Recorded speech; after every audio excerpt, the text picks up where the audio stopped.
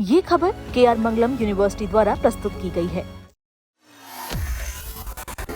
Bihar police SI की भर्ती हाल ही में आ चुकी है। बीपीएसएससी ने सब इंस्पेक्टर यानी कि एसआई के पदों पे जो कि 150 पद पे इस बार वैकेंसी निकाली है। ये थोड़ी सी निराशा भरी जरूर आपको लग सकती है।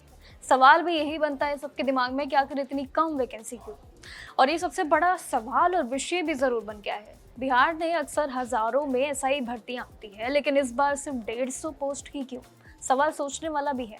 अब इस भर्ती का रीजन यही है कि ये भर्ती किसी आम या रेगुलर डिस्ट्रिक्ट के पुलिस के नियम पे बिल्कुल नहीं बनेगी, बल्कि नोटिफिकेशन के मुताबिक जितने भी कानूनी और जितने भी रूल्स रेगुलेशन है, ये रिक्रूटमेंट जनरल क्लोज्ड कैडरे के लिए जरूर रखी गई है। यानी कि क्लोज्ड कैडरे का जो मतलब होता है वो बहुत विशेष होता है। एक ऐसी विशेष प्रक्रिया, एक ऐसा स्पेशल ब्रांच होती है, लिमिटेड डिपार्टमेंट होता है जहाँ पे लिमिटेड स्टाफ की ही ज़रूरत होती है। इसलिए ये 150 के आंकड़े हैं। उनका ट्रांसफ़र भी नॉर्मल थानों में नहीं होता है, बल्कि ये प्रोसेस बहुत अलग होता है, और शायद इसी वजह से पोस्ट की संख्या में काफ़ी कम इस बार बढ़ोतरी देखने को मिली है। प्रोफाइल काफ़ी ज़्यादा स्पेशल होती है, इतना भी लेकिन ज़रूर तय है। इस वैकेंसी के लिए ऑनलाइन अप्लाई अगर करना चाहते हैं तो शुरुआत इसकी 9 जुलाई 2026 से हो रही है, और साथ ही फॉर्म भरने की जो आखिरी तारीख है वो भी 1 महीने का समय आपको मिलेगा, 9 अगस्त का, अगले महीने तक का। उम्मीदवारों को सिंपल इसकी ऑफिशियल वेबसाइट पर जाना होगा, bpssc.bihar.gov.in पे आप सिंपली वेबसाइट पर जाके अप्लाई कर सकते हैं। इस बार का एप्लीकेशन फी भी काफ़ी इस बार इंटरेस्टिंग है। सभी कैटेगरीज के लिए, यानी कि पुरुष और महिला जो भी दोनों उम्मीदवार हैं, दोनों के लिए एप्लीकेशन जितनी भी फी है वो सिर्फ मात्र 100 रुपये तक ही सीमित है। 150 पोस्ट है, इसमें अलग अलग कैटेगरीज में जो बांटा गया है। चलिए सबसे पहले उस पर बात करते हैं, आखिर इन सभी बंटवारे में ये जो जितनी भी कैटेगरीज की वैकेंसियां हैं, आखिर किस तरीके से इस बार सीमित की गई है। इसमें अनरिजर्व कैटेगरी यानी कि जनरल वालों के लिए 60 पोस्ट है। एक्सट्रीमली बैकवर्ड क्लासेस के लिए, एबीसी के लिए इसमें 27 पद शामिल किए गए हैं। एससी वालों के लिए 24 पद हैं। बैकवर्ड क्लासेस यानी कि ओबीसी वालों के लिए 18 पोस्ट इसमें शामिल है। ईडब्ल्यूएस के लिए 15 है, और साथ ही ओबीसी महिलाओं के लिए कुल मिला के सिर्फ 4 पोस्ट ही शामिल है। वहीं मूल निवासी यानी कि परमानेंट रेजिडेंट भी जरूर महिलाओं के लिए हर कैटेगरी में कम से कम 33% यानी कि 33% रिजर्वेशन भी दिया गया है, जिसका मतलब ये बिल्कुल तय है कि टोटल पोस्ट में से करीब 43 पोस्ट महिलाओं के खाते में इस बार रिजर्व्ड बहुत बड़ी रखी गई है। इसी के साथ ही जितने भी फ्रीडम फाइटर की पोस्ट हैं वो सभी एक अलग अलग नियमित रूप में है, जैसे कि 2% हॉरिजॉन्टल रिजर्वेशन के अलग से रूप में देखने को मिलेगी। अगर पढ़ाई की बात करें तो उम्मीदवारों के लिए बहुत मायने रखता है कि आखिर क्वालिफिकेशन क्या है। देखिए, ग्रेजुएट होना ज़रूरी है। आपका ग्रेजुएशन किसी भी कॉलेज से यानी कि 1 अगस्त 2025 तक कंप्लीट हो जाना चाहिए, और साथ ही आपकी आयु भी मैटर करेगी, जिस मामले में मिनिमम आपकी उम्र 20 साल ही होनी चाहिए, और मैक्सिमम अगर हम लेके चले तो वो आयु जो है वो इस बार अलग अलग सेट है। जैसे कि जर्नल वालों के लिए 37 साल, और जबकि जर्नल जो महिलाएं रहेंगी, ओबीसी, ईबीसी और साथ ही पुरुषों और महिलाओं के दोनों के आंकड़ों में जो मैक्सिमम है वो 40 साल तय की गई है।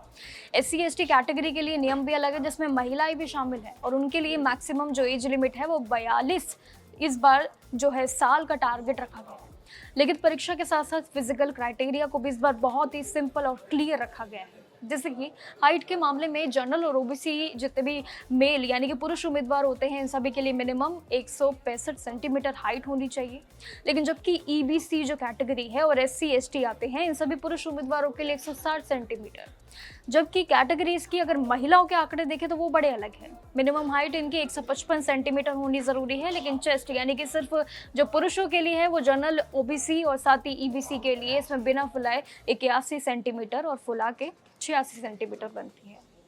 एससी एसटी के लिए बिना फुलाए इसमें 79 सेंटीमीटर और फुलाकर 84 सेंटीमीटर जरूर आंकड़े हैं। चेस्ट में कम से कम ये मान लीजिए कि 5 सेंटीमीटर का फुलाव जो है वो बहुत अनिवार्य ऑप्शन है। इसी के साथ ही सभी महिलाओं के आंकड़े देखें तो वजन के भी जरूर अलग नियम है, जैसे कि 48 किलोग्राम जरूर महिलाओं का वजन होना चाहिए। अब बात करते हैं आखिरी में सिलेक्शन का, आखिर इस पूरी बिहार की एसआई भर्ती में क्या नियम है और इस बार क्या कुछ चेंज है। बिहार एसआई के पद पे सिलेक्ट होने वाले जितने भी उम्मीदवार होंगे उनके लिए 3 बड़े स्टेजेस होंगे जिनसे उन्हें गुजरना होगा। सबसे पहले आपका होगा इसमें प्रीलिम्स यानी कि लिखित परीक्षा आपको देनी होगी, जो पहला चरण होगा, और जिसके बाद आप अपने अगले राउंड में ज़रूर जा सकते हैं। दूसरा स्टेज भी आपके लिए बड़ा ही अलग है, जिसमें लिखित परीक्षा के बाद आपका मेंस का एक लिखित परीक्षा होती है, दूसरा राउंड, और उसी के आधार पर आपकी फाइनल मेरिट बनती है। लिखित परीक्षा क्लियर करने के बाद आपका आखिरी स्टेज भी बनता है जो कि पीईटी शामिल होता है, फिजिकल एफिशिएंसी टेस्ट के लिए। और इसके बाद फिजिकल आपका मेजरमेंट टेस्ट भी होगा, जिसके पास करने के नियम भी बड़े अलग होते हैं, जो कि अनिवार्य ऑप्शन है। ये बनता है आपका चौथा चरण। तो बिहार के एसआई पद के लिए अगर हम देखें तो ये नियम अनुसार, जो कि काफ़ी बड़े सवाल थे कि आखिर एसआई की जो पद पे नौकरियां निकली है, सबसे पहले तो इतनी जल्दी क्यों निकली है, और अगर निकली है तो इतने कम पोस्ट क्यों है, मात्र सिर्फ 150। और जिसको लेके इस वीडियो में शायद आपको भी वो क्लैरिटी मिली होगी कि ये जो एसआई की भर्ती है ये सभी के लिए नहीं है, बल्कि ये एक अलग से स्पेशल ट्रीटमेंट वालों के लिए, जो कि नॉर्मल थानों में पोस्टिंग भी नहीं मिलेगी।